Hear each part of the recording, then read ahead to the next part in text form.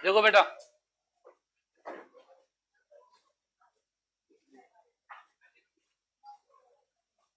तो अपन ने कल एक बात देखी कि वेव सुपर इम्पोज हो रही थी, है ना।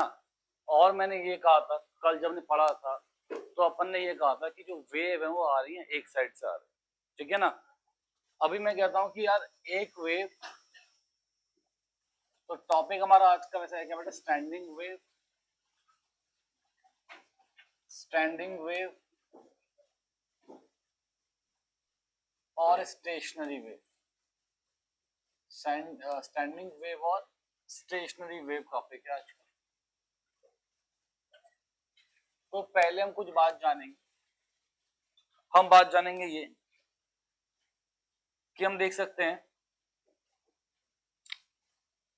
कि बेटा यहां पे कंडीशन ये है, जो दो वेव आएंगी, जो दो वेव आएंगी वो अपोजिट डायरेक्शन में आएंगी। जो दो वेव आएंगी वो अपोजिट डायरेक्शन में आएंगी, ठीक है। उसके बाद सेम उनका एम्पलीट्यूड होगा। उनका सेम क्या होगा बेटा, एम्पलीट्यूड होगा। थर्ड बात सेम फ्रीक्वेंसी होगी।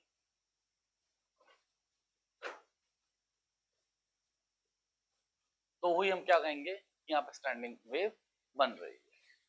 तो स्टैंडिंग वेव के लिए मैंने कहा यार दो एंड से आपने स्ट्रिंग को बांध दे। अगर मैं कहता कि दोनों वेव इस तरफ से बनाई जा रही हैं, तो वो होती सुपर इम्पोज। क्या होती वो? ये भी सुपर इम्पोज ही होगी, पर यहाँ सुपर इम्पोज होने के बाद जो वेव बनेगी उसे हम बोलते हैं स्टैंडिंग वेव। देखो अंतर क्या होता है। स्टैंडिंग वेव मैंने कहा यहां से अगर एक वेव ट्रेवल कर रही है किस तरफ को, पॉजिटिव एक्स एक्सिस की तरफ को।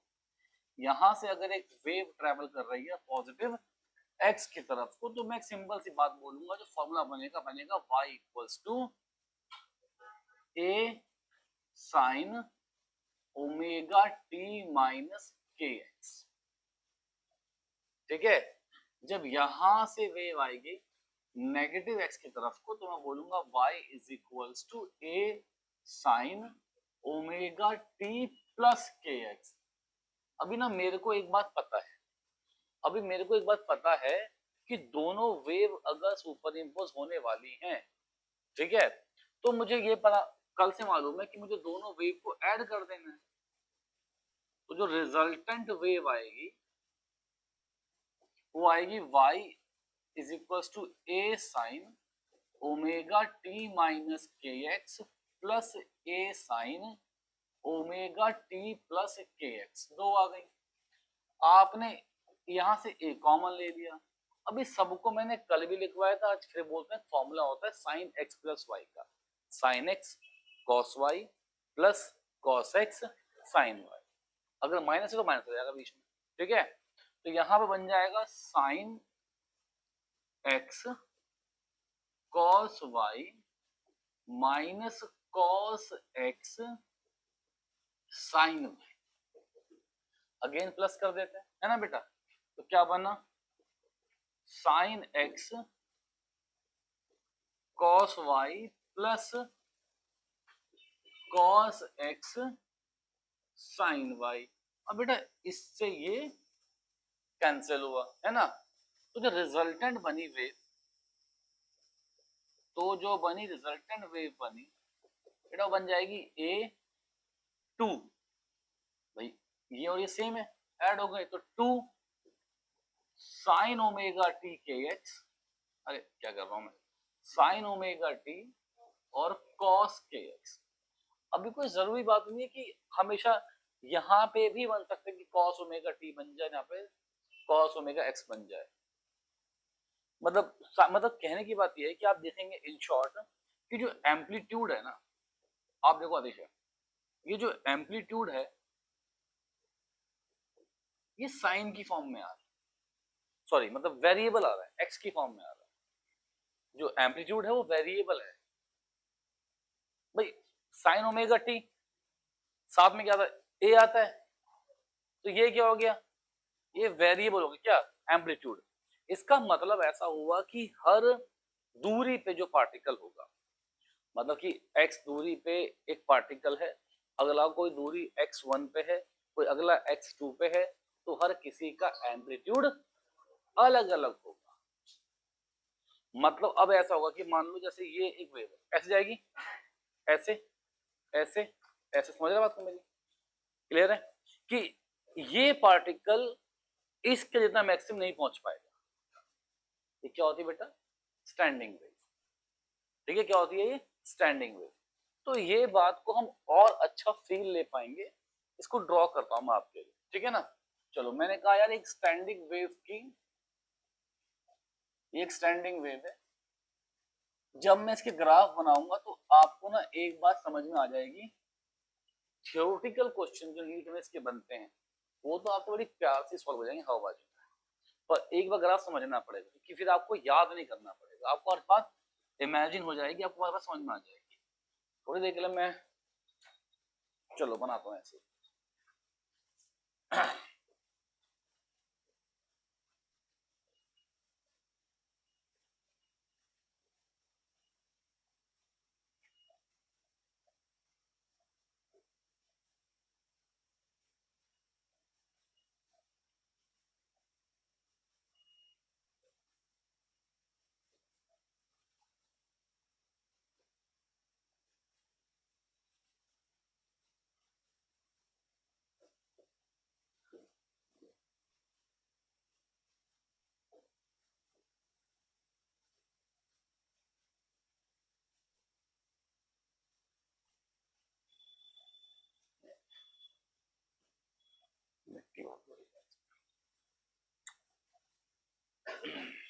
देखिए,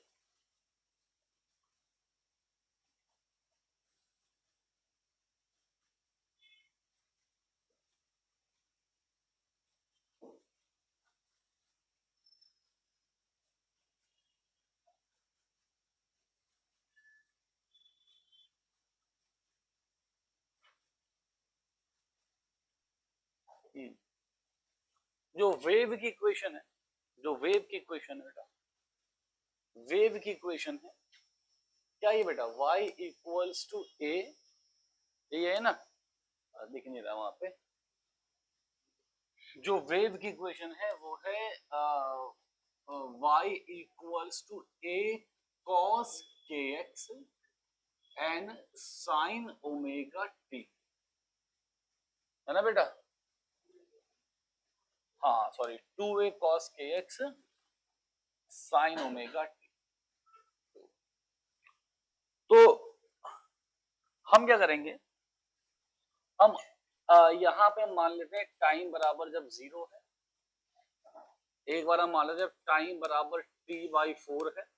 हम जानते हैं ना सिस्टम एक पूरा होता है, मतलब पार्टिकल पहुंचता है एक्सट्रीम पोजीशन पे पहुंचता है। एक हो गया 2t/4, तो t/2 हो गया, बल्कि मैंने गलती कर दी, इसको थोड़ा ऊपर लेता हूँ,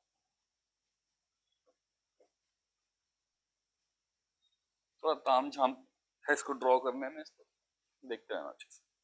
अगला है t बराबर कितना बड़ा, 3t/4 हो गया, 3/4 तो यहाँ पर हो गया ना, t/0, t/4 2t/5 3t/4 है ना, फिर t आ जाएगा, देख लेंगे। अब बेटा t बराबर 0 पे आप अब जरा डिवाइड कर सकते हैं x को भी, यहाँ पे हम x ले रहे हैं x, तो एक बार मैं ले रहा हूं बेटा x बराबर, देखो ये x है ना, तो मैं इस k को लिख देता हूं 2π/λ, क्या लिखा मैंने, 2π/λ। k क्या होता है, वेव नंबर, कौन सा wave number, angular wave number, तो 2π/λ। अब मुझे देखना है कि वैल्यू, जैसे कि अगर मैंने रखा होता x को λ/4, एक बार होता x को मैंने 0, तो बनता cos 0, लगता λ/4 तो π/2, ऐसे बनता रहता, ठीक है ना।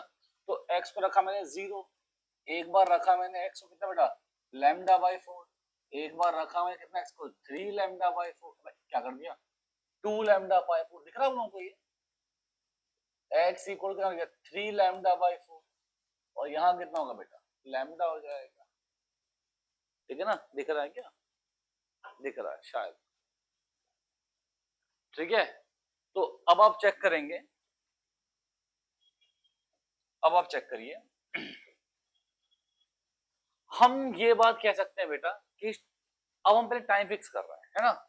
मैंने कहा कि एक बार मैं पूरी स्टडी कर रहा हूं एट टी बराबर 0 पे, कहां पे बेटा एट टी बराबर 0, जब टाइम 0 होगा साइन 0 0, साइन 0 0, सब कुछ ही क्या बन जाएगा 0 बन जाएगा, है ना, सब कुछ 0 बना, तो इसका मतलब कुछ ऐसा ऐसी रही थी।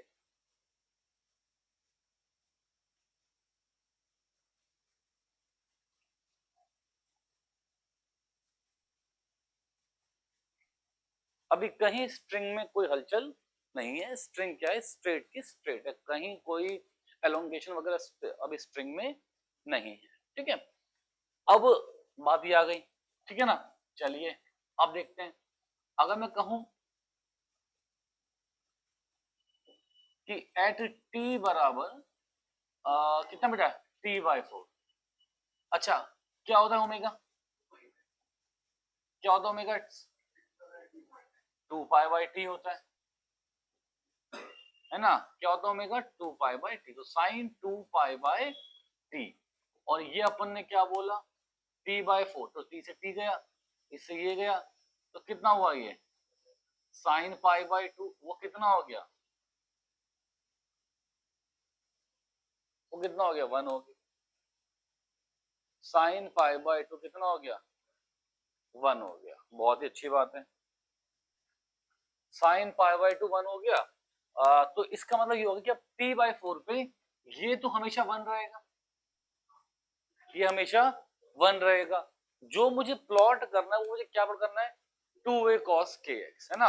तो चलो अब सबको बात समझ में आ रही है कि यहाँ पे एक टर्म तो 1 है, तो इसकी वैल्यू 1 हो गई, अब देखो सबका लेच इस पे, ये 1 हो गया, तो मेरे पास ये बच गया y equals to 2a cos kx बच गया, ये बच गया। अगर मैंने x को रखा 0 तो क्या बनेगा cos 0, cos 0 कितना होता है, वो क्या आ गया 2a, क्या आ गया 2a, तो इसका मतलब x बराबर 0 पे ये कितना हो गया 2a, ये पार्टिकल कहां पर है मैक्सिमम हाइट पे, कहां बेटा मैक्सिमम हाइट, समझ पा रहा बात को, कहां पर है मैक्सिमम हाइट, क्लियर है। अगला देख, अगला देख क्या हो बेटा, कोई समस्या, हाँ तो टाइम t बाई 4 पे ये कितना है 2 है, टाइम t, ये रहा, ये लाइन किसकी है t बाई 4 लाइन की, और ये किसकी है x0 x लैम्डा बाई 4 इसकी है, ठीक है। अब मैंने क्या कहा कि ठीक है x0 आ गया भाई साहब, अब x को पुट करो लैम्डा बाई 4, कितना, तो देखते हैं बेटा, तो 2a cos 2 pi by lambda, बेटा x कितना है लैम्डा बाई 4, लैम्डा बाई 4 से लैम्डा बाई 4 गया, ये पाई बाई 2 आ गया, और लैम्डा बाई 4 पे कितना आ गया 0,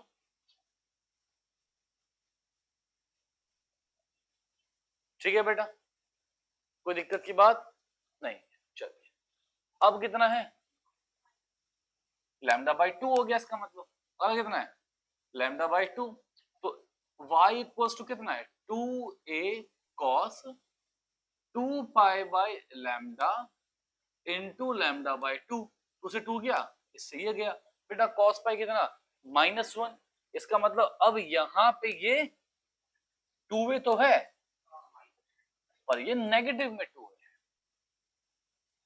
ठीक है।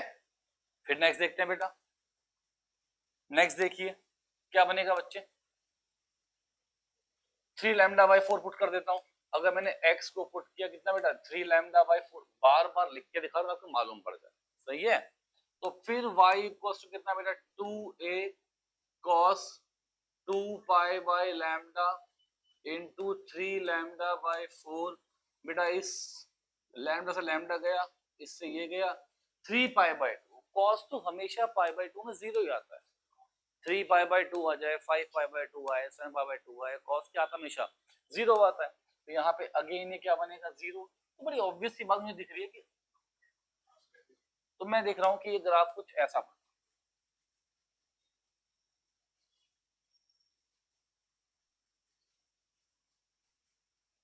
तो सर ये वेव कहां से आ गई? वो स्टैंडिंग वेव का क्या मतलब है? वेव भी ऐसी बनती है ना? अभी बात करते हैं स्टैंडिंग वेव का मतलब क्या है। तो स्टैंडिंग वेव में अभी हम लोग पूरा ड्रॉ करने से समझेंगे। नेक्स्ट क्या बेटा? नेक्स्ट में क्या पुट कर दूं? t/2। तो पहले t/2 यहां पुट होगा, है ना? यहां पुट होगा। तो कितना? साइन क्या होता? Omega 2π/t। t भी कितना हो गया? t/2। 2 से 2 गया, t से t गया, साइन पाई 0। ये लो भैया, वेव फिर से क्या बन गई?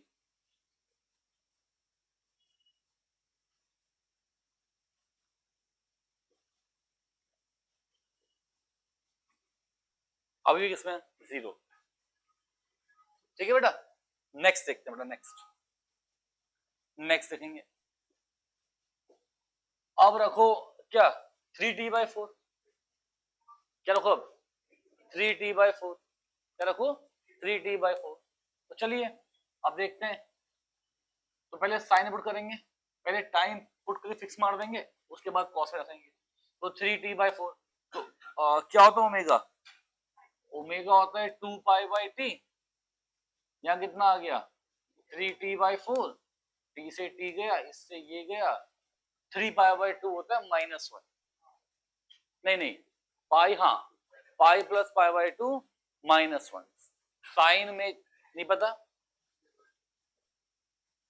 साइन 3π/2 मतलब होता है sine pi plus π/2। Sine pi plus x होता है, ये मैंने सिखाया था बेसिक मैथ्स के अंदर में, क्वाड्रेंट 2 में आता है। और क्वाड्रेंट 2 में साइन क्या होता है? नेगेटिव होता है। तो कितना आ जाएगा? सॉरी, 3 में साइन क्या होता है? नेगेटिव होता है। तो इसीलिए ये क्या आ जाएगा?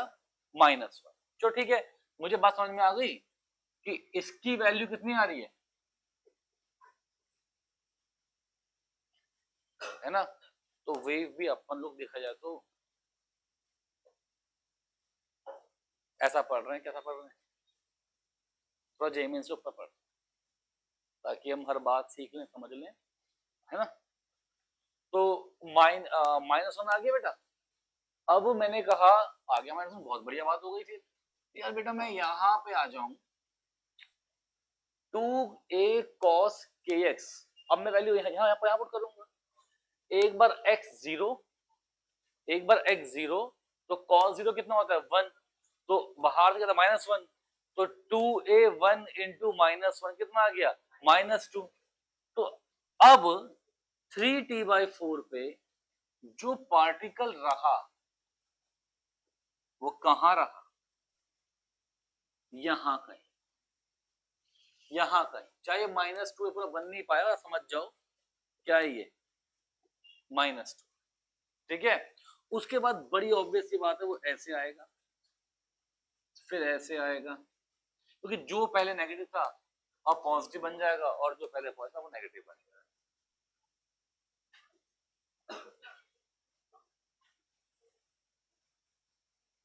कोई दिक्कत? तो यार मैं कुछ बातों को गौर कर रहा हूं। स्टैंडिंग वेव का मतलब क्या? वेव में हमेशा, वेव जब आप वेव ड्रॉ करते हो अकेली, जब वेव ड्रॉ करते हो तो वेव में हमेशा एनर्जी क्या होती है? इस पॉइंट की अगले पहुंचेगी। मतलब समझ रहे हो? हम कहते हैं कि वेव क्या कर रही है? एनर्जी ट्रांसफर कर रही है। क्या कर रही है? एनर्जी, एनर्जी और मोमेंटम क्या करती है? वो ट्रांसफर करती है। ठीक है, क्लियर है बात? एनर्जी और मोमेंटम क्या करती है? ट्रांसफर करती है। एसएचएम में आपने ये बात पढ़ी थी कि आपने एसएचएम में एक बात कही थी कि सर यहाँ पे जो पार्टिकल है उसका जो मीन पोजीशन है, उस मीन पोजीशन पे पोटेंशियल क्या है? मिनिमम है। काइनेटिक क्या है? मैं वो पूरी बातें यहाँ चेप मत देना। क्यों मत चेप देना, क्यों मत चेप देना? क्योंकि वहां पे मैं एक पार्टिकल या एक मास के बात कर रहा हूँ, ऑस्किलेशन की बात कर रहा था। यहाँ पे वेव है, वेव, वेव में क्या है कि सारे पार्टिकल्स एक साथ क्या कर रहे थे, ऑस्किलेट कर रहे थे। और वो कैसे कर रहे थे कि कोई फोर्स है, स्ट्रिंग में आप टेंशन की बात कर लो, क्या कर लो, टेंशन की बात करो, तो टेंशन इस वाले अगले पार्टिकल को स्ट्रिंग के खींचेगी। उसके साथ अगर ये वाला वेव में आया तो वो वाला भी किसमें जाएगा, समझ रहे हैं ना बात से? एक टेंशन है, टेंशन है, और टेंशन की वजह से ये जो पार्टिकल है, अगर ये पार्टिकल ऐसे मारेगा तो जब ये पार्टिकल ऊपर जाएगा तो स्ट्रिंग पर टेंशन जो आएगी वो इसे भी खींचेगी, है ना? जिससे क्या हो रहा है, एनर्जी क्या हो रही है, ट्रांसफर हो रही है। एनर्जी क्या हो रही है, ट्रांसफर हो रही है। अगर हर पॉइंट पे एनर्जी इसकी कांस्टेंट हो गई, अगर हर पॉइंट पे इसकी एनर्जी, तो ये इस एनर्जी कहां से भेज देगा, ये एनर्जी से कहां से भेज देगा? एनर्जी क्या हो रही है, ट्रांसफर हो रही है। एनर्जी क्या हो रही है, हालांकि इसमें हम डेप्थ में जाएंगे जब हम टॉपिक पढ़ेंगे क्या, एनर्जी इन वेव्स, ठीक है? अभी अब देखेंगे आप कुछ फिक्स पॉइंट, जैसे कि ये पॉइंट अब देखें, ये पॉइंट पहले रेस्ट पे था, ये पॉइंट फिर मैक्सिमम पे आया, ये पॉइंट फिर रेस्ट पे था, ये पॉइंट फिर मिनिमम मतलब मैक्सिमम ही है बट इन नेगेटिव डायरेक्शन, ठीक है ना? फिर मैक्सिमम पे आया, ये पॉइंट अब भी यही था, ये पॉइंट अब भी यही था, ये पॉइंट अब भी यही था, ये पॉइंट अब भी यही था। तो मेरे को ना ऐसा मैं मान सकता हूं कि एक रस्सी थी, मान लो एक रस्सी थी, मैंने उसकी कील मार दी कहीं कहीं, अब मैं उसमें वेव फॉर्म करने की कोशिश कर रहा हूं, तो वो जो वेव बनेगी वो दो कील के बीच में ऐसे जाएगी, समझे नहीं? जो वेव बनने वाली है वो उन दो कील के बीच में ऐसे ऐसे, क्योंकि ये पॉइंट तो होगा ही नहीं ऑस्किलेट। तो आप समझ सकते हैं कि मैंने ये पॉइंट क्या कर दिया, हिंज कर दिया, क्या कर दिया, ये पॉइंट मैंने हिंज कर दिया। अब जब ये पॉइंट हिंज है तो ये पॉइंट ऊपर जाएगा ही नहीं, और जो हिंज पॉइंट होते हैं जो मूव नहीं कर सकते बेटा, उसे हम बोलते हैं नोड। क्या बोलते हैं बेटा, नोड। क्या बोलते हैं, नोड। तो स्टैंडिंग वेव में आपने देखा, सिंपल वेव में ऐसा नहीं था, अगर मैं सिंपल वेव ड्रॉ करता तो वो चलती ऐसे ऐसे।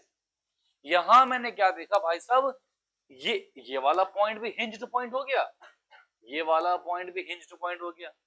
अब जब ये पॉइंट मूव ही नहीं कर रहा तो क्या देख रहे हैं आप, ये पहले नीचे आया, यही फिर अपनी पोजीशन पे आया, और फिर दोबारा ऊपर गया, ये तो देख रहे हैं आप, नहीं देखा? समझे, समझे नहीं, समझ गए ना? ठीक है, आपने क्या देखा, ये पॉइंट तो मिले नहीं, तो वेव कैसे इसके चली गई,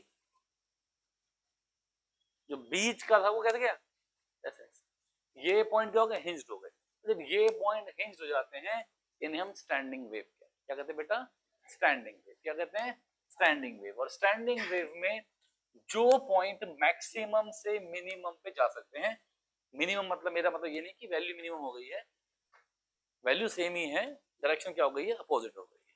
तो जो मैक्सिमम से मिनिमम पे जा रहे हैं इन्हें हम बोलते हैं, ऑब्वियस सी बात है इसके अपोजिट है तो इसके एंटी हैं, तो वो क्या हो गए, एंटी नोड। वो क्या हो गए, एंटी नोड। और जो मूव नहीं कर रहे हैं, जो हिंज्ड पॉइंट है, वो क्या है, नोड। वो क्या है, नोड। ठीक है बेटा, समझ रहे हैं बात को?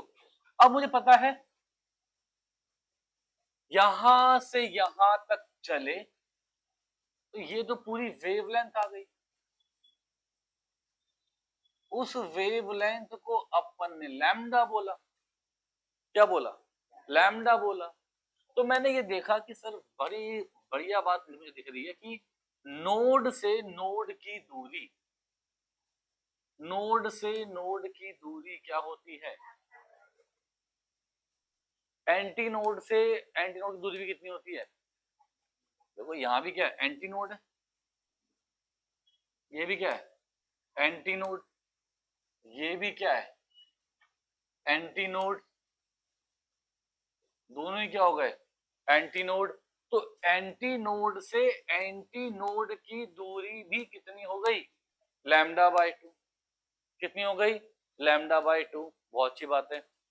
एंटी नोड से नोड की दूरी कितनी हो गई, तो अगर आपको मैंने याद नहीं करवाया समझा, ठीक है लंबा समय है, एक साल बाद पेपर देना आप लोगों ने तो, है ना, तो भूल जाते हैं, इसलिए समझ में आ जाएगा तो कोई दिक्कत। तो मुझे बेसिक बात मालूम पड़ गई, एक वेव यहाँ से आई एक वेव यहाँ से आई, दोनों सुपर इम्पोज हुई, दोनों को ऐड करा, इक्वेशन बनी, वैल्यू पुट करी, आंसर निकाला। मुझे दिख रहा है कि यहाँ पे नोड से यहाँ का पार्टिकल जो ऊपर जा रहा है और यहाँ से नोड का ये पार्टिकल नीचे आ रहा है, तो नोड से लेफ्ट और राइट पे, नोड से लेफ्ट और राइट पे अपोजिट फेज में, मतलब कि डायरेक्शन क्या होगी अपोजिट, डायरेक्शन होगी बेटा अपोजिट मोशन की, है ना, पार्टिकल के जो मोशन है वो क्या होंगे अपोजिट डायरेक्शन में होंगे। तो इसका मतलब क्या ऐसा नहीं हो रहा है कि अरे क्या हो रहा है इसका मतलब, हाँ कि इसका जो फेज डिफरेंस है वो पाई है, जो फेज डिफरेंस है वो क्या है पाई, इसका जो फेज डिफरेंस है वो क्या है पाई है। बहुत ही अच्छी बात है, मेरे को दिख रहा है, हाँ दिख रहा है, तुम्हें दिखेगा कि नोड से नोड के बीच में, नोड से नोड के बीच में क्या बेटा, नोड से नोड के बीच में जो पार्टिकल्स हैं उनका सेम फेज है ना, उनका क्या है बेटा सेम फेज है। भाई सब के सब नीचे आ रहे हैं या फिर सबके सब ऊपर आ रहे हैं, तो सेम फेज। तो अगर इनका फेज सेम है बेटा, अगर फेज सेम है बेटा तो इसका मतलब फेज डिफरेंस क्या हो गया जीरो, ठीक है। ये सब बातें हैं फटाफट समझ लिखिए।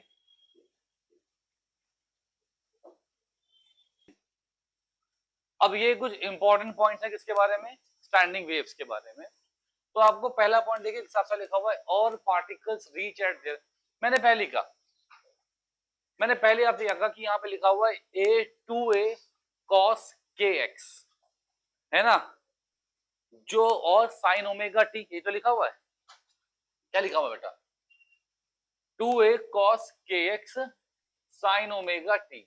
इसका मतलब ये हुआ ये जो एम्पलीट्यूड है वो x के वेरिएबल में है, इसका मतलब वो डिपेंड करेगा किस पे, x पे डिपेंड करेगा।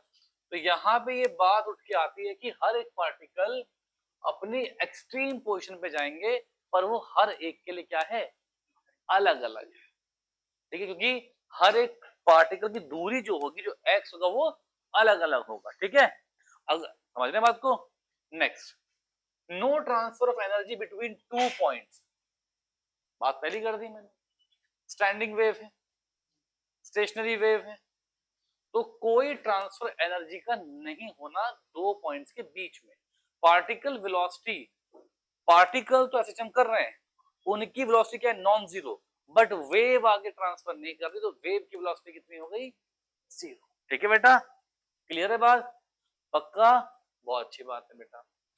फिर कहता है कि all medium particles pass through their mean position simultaneously, हर एक पार्टिकल जाएगा मीन पोजीशन से साइमल्टेनियसली, अपनी मीन पोजीशन से क्या कहा जाएगा साइमल्टेनियसली जाएगा, पर अलग अलग वेलोसिटी से, किससे बेटा अलग अलग वेलोसिटी से, क्या होगा बेटा अलग अलग वेलोसिटी से, समझ गए बात को, अलग अलग वेलोसिटी से पार्टिकल मीन पोजीशन से जाएंगे, ठीक है, बहुत अच्छी बात है। अब सबसे टॉप के पार्टिकल को अब देखना, ये है एंटीनोड, ये इसके बगल का पार्टिकल, ये इसके बगल का पार्टिकल, ये इसके बगल का पार्टिकल, ये इनके नोड, मैं कह रहा हूं सब जाएंगे मीन पोजीशन सेम टाइम पे, तो सबसे तेज कौन आ रहा होगा, ये आ रहा होगा ना, तभी तो एक ही टाइम पे पहुंच पाएगा बराबर यहाँ पे, है ना, बात समझ सबको आ गई। तो अब देखो यहाँ पे इसलिए क्या बोला है इसने, in this pattern anti node displacement and velocity is maximum, velocity क्या उसकी मैक्सिमम है, क्योंकि उसको मीन टाइम पे। अभी बताते हैं वेव स्ट्रेन क्या है। अब देखो वेव स्ट्रेन का मतलब क्या हुआ, क्या है वेव स्ट्रेन, आपने इस वेव में एक स्लोप दिया, देखना, मतलब आपने टेंजेंट ड्रॉ करा, देखो ये टेंजेंट, ये टेंजेंट, ये tangent, basically d y by d x क्या होता है, वेव स्ट्रेन, क्या होता है, वेव स्ट्रेन, और ये स्लोप भी होता है, ये स्लोप भी होता है। तो मैं अगर ये देख रहा हूं अति से, तो ये एंगल क्या मैक्सिमम नहीं होगा, क्या ये एंगल मिनिमम नहीं होगा, ये एंगल मैक्सिमम और ये एंगल मिनिमम। तो डी वाई बाई डी से स्लोप ही था बेटा, वो स्लोप कितना होता है बच्चे, tan थीटा होता है, कितना होता है, tan थीटा, और यही क्या यहाँ पे वेव स्ट्रेन है, यही क्या यहाँ पे, तो जितना बड़ा एंगल उतना बड़ा वेव स्ट्रेन। तो इसीलिए आप देखेंगे यहाँ पे एक टर्म लिखी हुई है कि वेव स्ट्रेन इज मिनिमम कहां पे, एंटी नोड पे, और नोड पे जो वेलोसिटी वो मिनिमम है, पर जो वेव स्ट्रेन है वो क्या है बेटा, मैक्सिमम है, वेव स्ट्रेन क्या है, मैक्सिमम है। Since loop pattern does not transfer, जो लूप पैटर्न है, जो लूप है वो आगे ट्रांसफर नहीं हो रहा, अगर लूप आगे ट्रांसफर नहीं हो रहा तो इसका मतलब ये हुआ कि वेव आगे ट्रांसफर नहीं हो रही, अगर वेव ट्रांसफर कितनी है, जीरो। लूप क्या होता है, लूप क्या है, ये जो बना हुआ है, ये जो बना हुआ है इसे हम क्या बोलते हैं, लूप। इसका मतलब एक लूप की जो लंबाई है पूरी वो कितनी है, लैम्डा बाई 2। तो नोड से नोड क्या था, लूप था, तो कितना था, लैम्डा बाई 2। ठीक है बेटा, सब बच्चे बात समझ गए, पक्का। टॉपिक थोड़ा टफ है ना, बिल्कुल ही बदलाव फिजिक्स में आ चुका है टर्म 1 से टर्म 2 में, है ना। तो पर इतना है कि चीजें समझ में आती हैं, तो उसमें क्वेश्चन बहुत घूमते नहीं, सही है। चलिए लिख लिया होगा तो आप लोगों ने, सवाल देखो पहला, a standing wave has 7 nodes and 6 antinodes between 6 Armstrong distance, then the wavelength is, ऐसा मान ले, मैंने अगर मान ले स्ट्रिंग को ऐसे बांध दिया होता, 2 पॉइंट्स पे बांध दिया होता बेटा, ऐसे बांध दिया होता, तो ये पॉइंट तो हिल नहीं पाते, इन्हें मैं क्या बोलता, नोड बोल देता, है ना। अब 7 क्या है, नोड्स, तो लो भैया 2 तो ये रहे, 3 4 5 6 7, एक नोड से नोड के बीच की दूरी क्या थी, लैम्डा बाई 2, तो यहां भी लैम्डा बाई 2, फिर लैम्डा बाई 2, फिर लैम्डा बाई 2, फिर लैम्डा बाई 2, और फिर लैम्डा बाई, कितना हो गया ये है, मतलब 6 लैम्डा बाई 2 हो गया ना। तो इसका मतलब अगर n नोड्स हैं तो n माइनस 1 लैम्डा बाई 2, है ना। ये तो ये 6 इंटू लैम्डा बाई 2, ये क्या आ गई, पूरी स्ट्रिंग की लेंथ आ गई, है ना। बेटा ये कितना हो जाएगा, 6 आर्मस्ट्रांग हो जाएगा, तो बेटा जी इससे इसे लपेट दिया, लैम्डा बराबर कितना आ गया बेटा, 2 आर्मस्ट्रांग। ठीक है बेटा, कोई दिक्कत की बात नहीं है। और जैसे ही मैंने इस सवाल का जवाब दिया, ये सवाल का जवाब तो मेरे लिए मक्खन हो जाता है, जिंदगी में इससे आसान कुछ नहीं होगा। पढ़ लो सवाल क्या कहता है, a stress string which is fixed at both ends has n nodes, n minus 1 lambda by 2। क्या ही बात कह दी बेटा, बहुत ही गहरी बात। तो बेटा मेरे को ना कुछ ऐसा लग रहा है कि आप इन दोनों का जवाब भी बहुत अच्छे से दे पाओगे, बेहतरीन तरीके से दे पाओगे।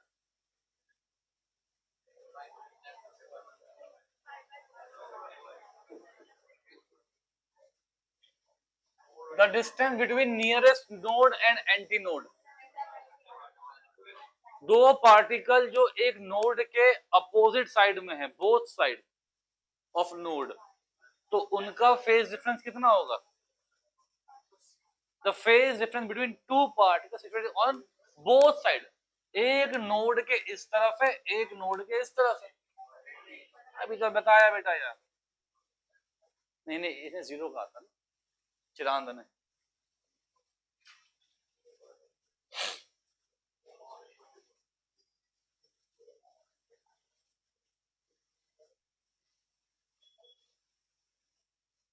पढ़ो बेटा, बताओ इसमें से कौन सा ऑप्शन आपको सही लगता है। पूरी कहानी गाई है मैंने। देखो भाई परी जी, stationary wave are formed when two wave of equal amplitude, equal frequency travel along the same path in opposite। सही है, ये सही। पर मैंने कहा था कि वेव लेंथ भी इक्वल होनी चाहिए, एम्पलीट्यूड भी इक्वल होना चाहिए और फ्रीक्वेंसी भी। तो यहाँ कहीं पे मिसिंग है वेव लेंथ, है ना। यहाँ देखते हैं, ऑप्शन 2 पढ़ते हैं। Two waves of equal wavelength, equal amplitude, दो चीजें इक्वल होगी, travel along the same path with equal speed।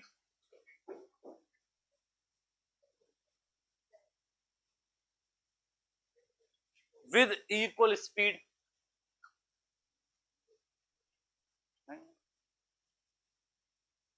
भाई जो वेव दो आ रही हैं उनके स्पीड थोड़ी ना जीरो है, उनके सुपर इम्पोज से जो वेव बनी उसकी जीरो है ना। तो कह रहा है कि दोनों वेव जो आ रही हैं, जो मिलेंगी, उनकी स्पीड क्या होनी चाहिए? सेम होनी चाहिए। अब देखते हैं वेव स्पीड क्या होती है। वेव की स्पीड क्या होती है? ओमेगा बाई के होती है, ओमेगा बाई के। अच्छा अच्छा, के क्या होता है? 2 पाई बाय लैम्डा। अब भाई अगर लैम्डा सेम है, दोनों का स्पीड सेम है, तो ओमेगा सेम होगा, और ओमेगा सेम होना चाहिए था, क्योंकि मैंने यहां से वेव ली थी y equal to omega t plus k x, और मैंने यहां से वेव ली थी y equal to omega t minus k x. ठीक है, पहला भी सही पर दूसरा ज्यादा सही। दूसरा क्योंकि वहां पे तीनों की ही बात कह दी गई। किसकी बेटा? तीनों की बात। तो इसीलिए ऑप्शन 2 हमारा क्या होगा, इसका बेस्ट ऑप्शन हो जाए। ठीक है ना, क्लियर है? हाँ, तो for the stationary wave, for the stationary wave, ठीक है बेटा, के एक्स, के एक्स कितना होता है भाई साहब? Pi x by 15। बेटा के से के गया, इसका मतलब 2 pi by lambda is equal to pi by 15, है ना। पाई से पाई गया, लैम्डा कितना आ गया? 30। अब पूछा क्या है? Distance between node and anti node, वो कितना होता है? Lambda by 4।